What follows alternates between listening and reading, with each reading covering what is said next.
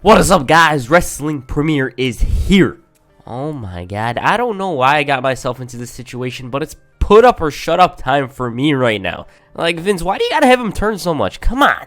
There's just so many damn heel turns, and shockingly enough, I thought this video was gonna be 30 or 40 minutes, but as you can see, that's not the case. Anyways, I would have had it at 30 minutes, but I'm not gonna drag the video just to have it at 30 minutes. It's as simple as that. So, in this video, I mentioned every heel turn and face turn Big Show made, and I explain, if there's a motive, why he did what he did. By the time this video ends, I bet you he would have turned heel once again. Anyways, let's get into it very quickly. Okay, The Big Show, originally named The Giant, debuted at Halloween Havoc 95. This was his first match, by the way, and he debuted as a heel. He was called Andre's son due to his size and in kayfabe. He was a part of Kevin Sullivan's Dungeon of Doom, and he won the WCW Championship in his debut match. Over the next couple of months, the Giant continued to feud with Hulk Hogan, but without the title as he was stripped of the gold. He recaptured the title from Ric Flair on the April 29, 1996 episode of Nitro, and during this title reign, he turned face in order to combat the newly formed New World Order. After losing the title, though, what did he do? He joined the NWO. Why did he join? For the money. He was talking about Mercedes-Benz and whatnot, and he had to join the group upon seeing the cash. So at this point, he was with the NWO, right? Well, 3 months later, after winning a #1 Contenders Battle Royal, the Giant wanted to cash in his WCW title shot. So the NWO decided to jump him, therefore kicking him out of the group. So at this point, he was a babyface once again. He feuded with the NWO from there on up until mid-1998, and at this point, the New World Order was split into two groups. NWO Hollywood and the Wolfpack. Don't worry, I will definitely make a video on the NWO run eventually. So which side was the Giant on? Well, since Kevin Nash was his rival at this point, he chose Hollywood. So what you're telling me is that the Giant joined the same group that kicked him out about a year and a half earlier. So what can I say? Anyways, why did he turn this time? Well, I just explained it. He was petty. He hated Kevin Nash so damn much that he joined Hollywood. As for how this heel run turned out for the Giant, he was forced to face Kevin Nash on the January 11th, 1999 episode of Nitro, and this was after the NWO Hollywood and Wolfpack merged. So, what this match was about, well, whoever lost, they were kicked out of the group. He lost due to Nash using a wrench, and so he was kicked out of the NWO. Scott Hall tased him, and they spray painted NWO for life on his back. As you've seen right now, this wasn't just a WWE thing, it was a WCW thing too. He was always turning left and right. Following this, the Giant left World Championship Wrestling, and he signed with the World Wrestling Federation in February of 1999. At St. Valentine's Day Massacre, the Giant made his debut by attacking Stone Cold Steve Austin.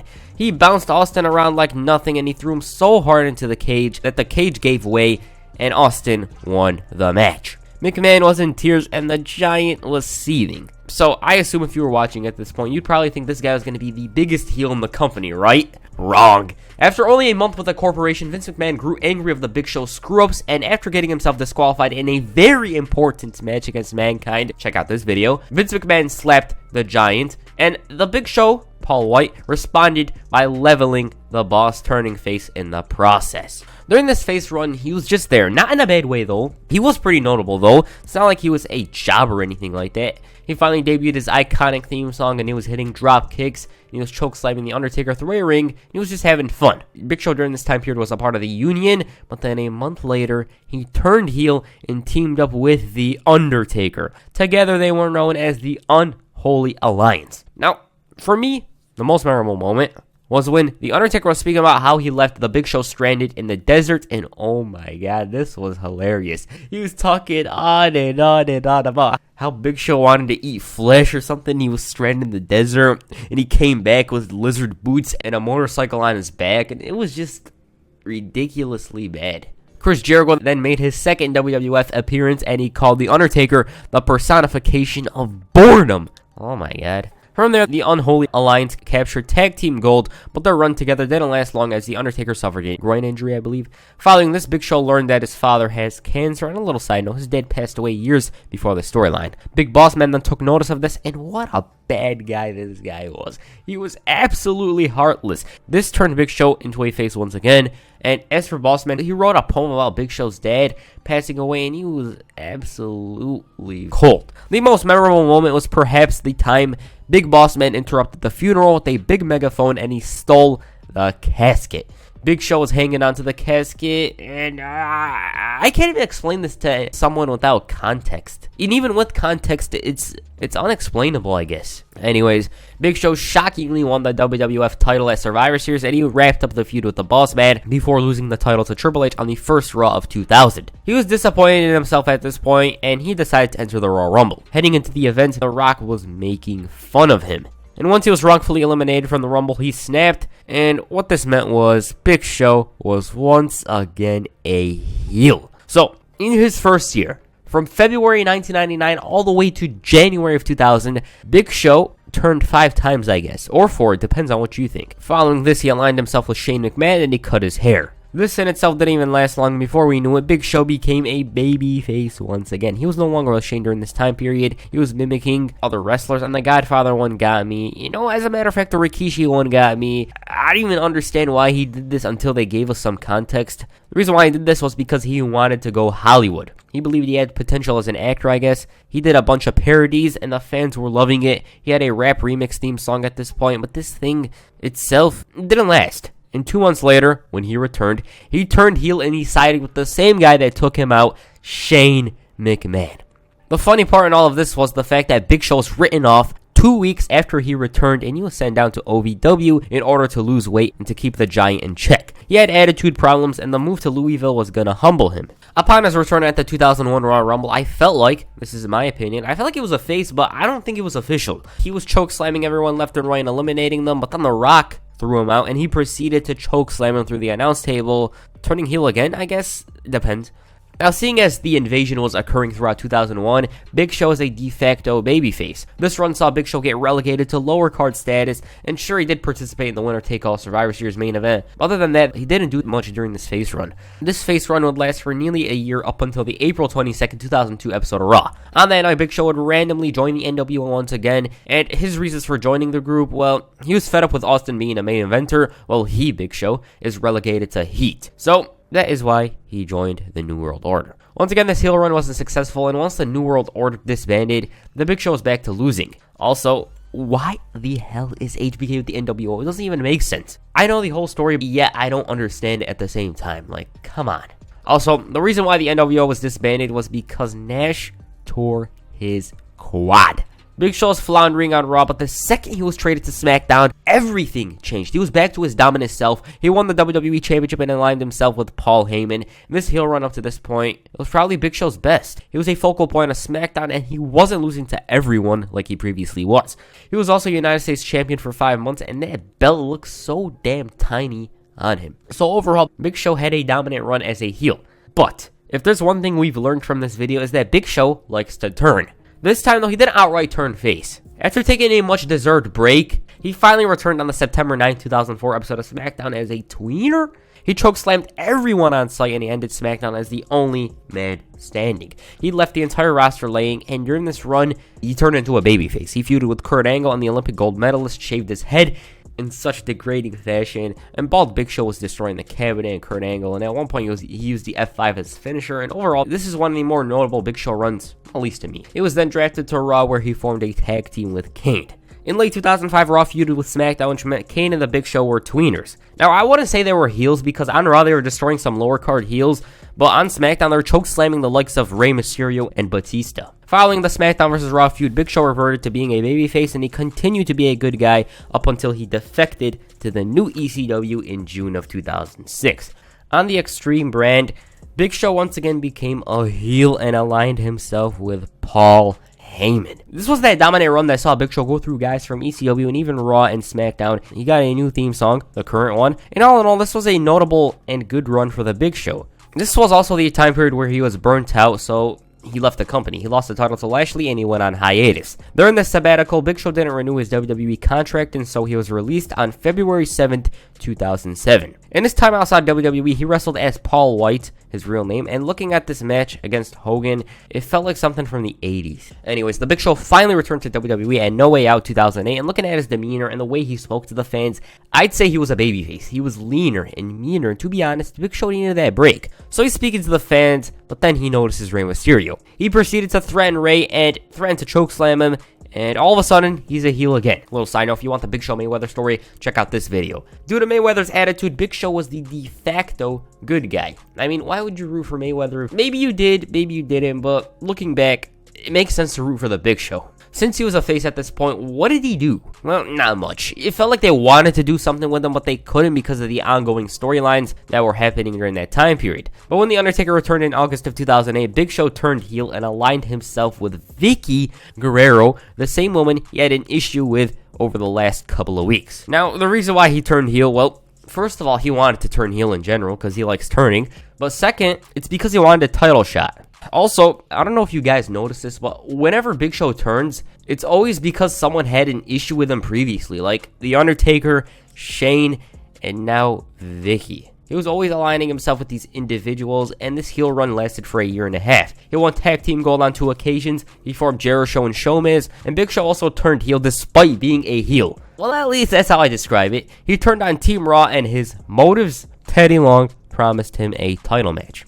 He was turning all the time to get title shots, and when he does get those title matches, he loses. Anyways, after losing the tag titles to the Hart Dynasty, Big Show decided to KO The Miz, turning babyface in the process. Later that night, he was drafted to Smackdown, and if I had to give you the most memorable babyface run Big Show had in recent times, I'd say it's this one. Big Show in this run was a focal point of Smackdown. He won tag team titles with Kane, he feuded with Mark Henry, and he finally won the World Heavyweight Championship, only to lose it 2 minutes later to Daniel Bryan. He captured the Intercontinental Championship for the first time at WrestleMania, and overall, he was pretty successful during this time period. But if there's one thing we've learned from this video, is that Big Show has a soft spot for authority figures. After making fun of John Laurinaitis' voice, Big Johnny fired Big Show despite the Giant apologizing and being publicly humiliated. Anyway, since he was out of a job, he decided to retaliate over the limit by blasting Johnny. Except it wasn't Johnny Ace who he assaulted, it was John Cena. Alright, this one, I was a kid at the time, but I seen this 10 miles away. He was then given a Ironclad contract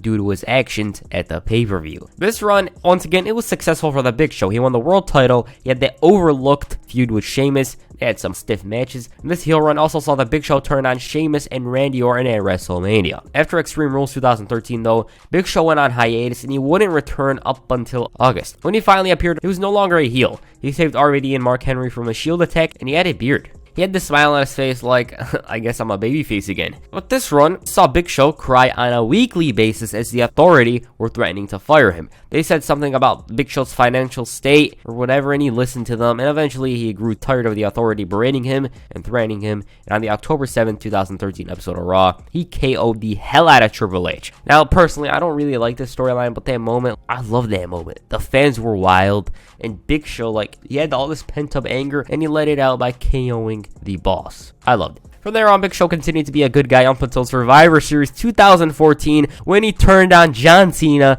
to join the Authority. It's getting real funny. Why did he do this? He realized that if his team lost, then he's fired. So he KO'd Cena in order to save his job.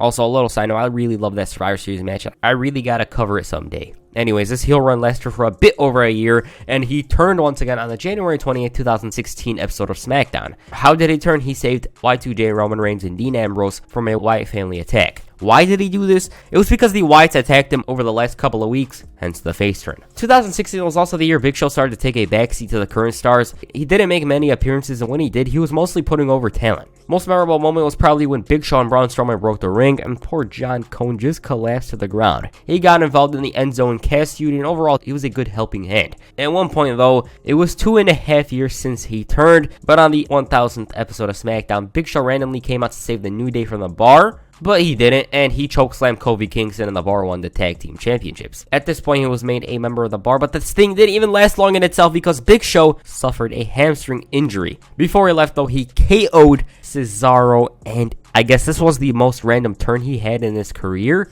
Big Show after this was out. He wasn't seen in a WWE ring up until the January 6, 2020 episode of Raw. when he was revealed to be Kevin Owens and Samoa Joe's mystery partner. To be honest, this was really unexpected. I don't think Big Show was going to be the mystery partner. The fans were happy to see him, and once again, he was here to put over talent. He disappeared once again the following week, and it wasn't until the April 6th episode of Raw that Big Show appeared. Alright, this one for me is the funniest one. So we hear the Big Show's music, and out he's coming with a referee. He's praising McIntyre, and then all of a sudden he challenges the new champion to a title match. McIntyre was confused as to why Big Show was wearing his ring gear, and he turned down the challenge. Big Show tried to goad the new champion into having the match, and it was only after he slapped him that the match for the title was made. So technically, Big Show main evented WrestleMania. I remember watching this and it was so damn hilarious. Like, out of everyone that came out, it was the Big Show. But seriously, props to Show for coming out and putting over Drew. It really made him look legit. He beat both Lesnar and Big Show within an hour.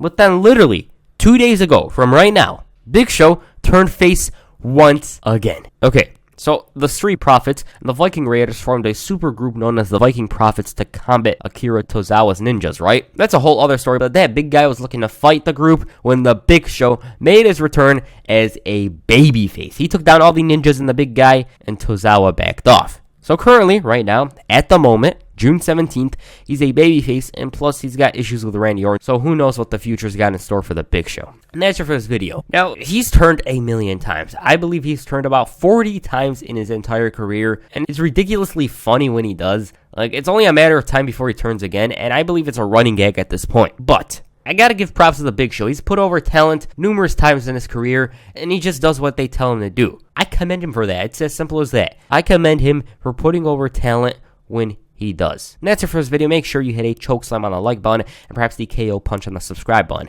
Peace. I'm out.